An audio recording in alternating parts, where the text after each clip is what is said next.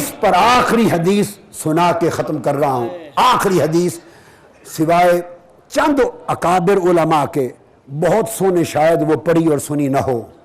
امام احمد بن حنبل رضی اللہ تعالیٰ عنہ روایت کرتے ہیں, حضرت ابو ہریرہ راوی ہیں, حضرت حیدہ راوی ہیں, امام حسن بصری نے مرسلن روایت کی ہے, امام ابن سیرین نے مرسلن روایت کی ہے. میری جو حدیث کی اولیاء کی شان میں کتاب ہے روضۃ السالکین, میں نے پورے ابواب جمع کیے اس میں, اور احسن الثناء فی اثبات الشفاعہ اس میں بھی جمع کی حدیث کی کتابوں میں.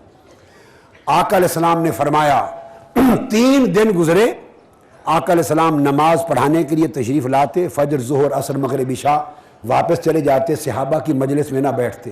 3 دن صحابہ کو مجلس نہیں ملی, 3 دن کے بعد آئے. صحابہ کرام پریشان ہوئے, پوچھا یا رسول اللہ 3 دن سے نگاہیں دید کو ترس گئی ہیں, آپ نماز پڑھا کے چپکے سے چلے جاتے رہے اور بیٹھتے نہیں رہے, کیا ماجرا تھا؟ آقا علیہ السلام نے فرمایا میرے رب نے مجھ سے ایک وعدہ کیا کہ میرے محبوب تجھ سے وعدہ کرتا ہوں کہ تیری امت میں 70,000 لوگ ایسے پیدا کر دوں گا جو بغیر حساب و کتاب کے جنت میں جائیں گے, جن کا حساب و کتاب نہیں ہوگا.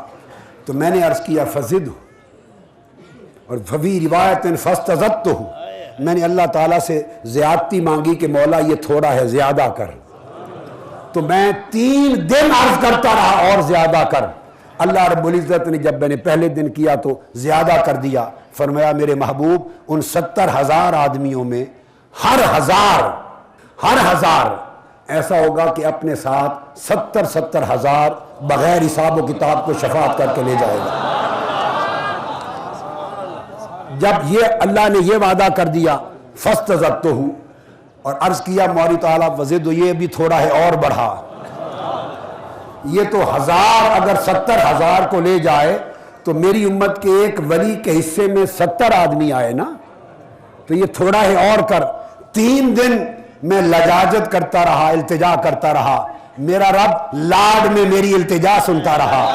3 دن گزرے, 8 وعدہ مکمل ہوا. میرے رب نے کہا وَلِكُلِّ وَاحِدٍ مِّنْهُمْ 70,000. میرے محبوب جا ان میں سے ہر ایک ولی کو یہ شان دیتا ہوں کہ قیامت کے دن خود تو جائے گا ہی, ایک ولی ان میں سے ایسا ہوگا کہ بغیر حساب و کتاب کے 70,000 لوگوں کو جنت میں لے کے جائے گا, بغیر حساب و کتاب کے. وہ جو حساب و کتاب کے بعد شفاعت سے جائیں گے وہ لاکھوں کروڑوں الگ ہوں گے, وہ لاکھوں کروڑوں الگ ہوں گے جو حساب و کتاب کے بعد جائیں گے.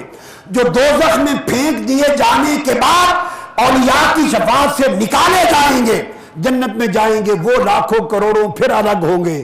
یہ وہ لوگ ہیں کہ حساب و کتاب سے بھی پہلے وَلِكُلِّ وَاحِدٍ مِّنْهُمْ 70,000 بغیر حساب و کتاب کے ان میں سے ایک ولی شان کا ہوگا. حکم ہوگا 70,000 ترازو بعد میں لگائیں گے, نامہ اعمال بعد میں تولے گا, تو اپنے 70,000 لے کر جا. اور آقا علیہ السلام نے فرمایا کہ 70,000, اور دوسرے تراوی کہتے ہیں کہ شاید فرمایا 7 لاکھ, صحیح مسلم کی حدیث صحیح ہے, شاید فرمایا 7 لاکھ ایسے ہوں گے. یہ جو سلاسل ہیں اولیاء کے, بعض لوگوں کے فہم میں اولیاء کے سلاسل طریقت سمجھ میں نہیں آتے, ان کے خانوادے, ان کے سلاسل, ان کے فیوزات, ان کی کڑیاں سمجھ میں نہیں آتی. میں بتاؤں یہ کڑیاں اللہ نے اور اس کے محبوب مصطفیٰ نے قائم کی, اور بخاری اور مسلم میں آئی ہیں یہ سلسلے. آقا نے فرمایا صحیح مسلم کی حدیث ہے صحیح, 70,000 یا 7 لاکھ لوگ ایسے ہوں گے ان کے چہرے 14ویں رات کے چاند کی طرح چمک رہے ہوں گے, ان اولیاء کے بغیر حساب و کتاب کے جنت میں جانے والے.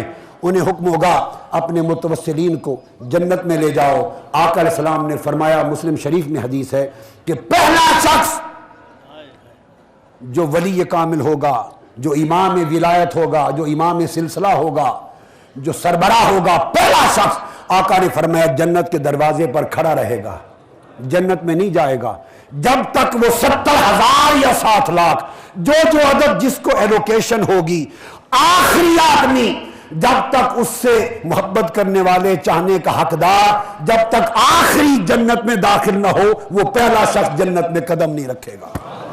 یہ صحیح بخاری صحیح مسلم کو کوٹ کر دیا۔ تو اب یہ سخی وہ لوگ ہیں کہ خود تو درجہ پایا مگر جو رب کی نعمت ملی اس دنیا میں بھی اور قیامت کے دن بھی یہ لاج نبھائیں گے اور سخاوت کے پورے فیضان کے چشمے کھولیں گے۔ لہٰذا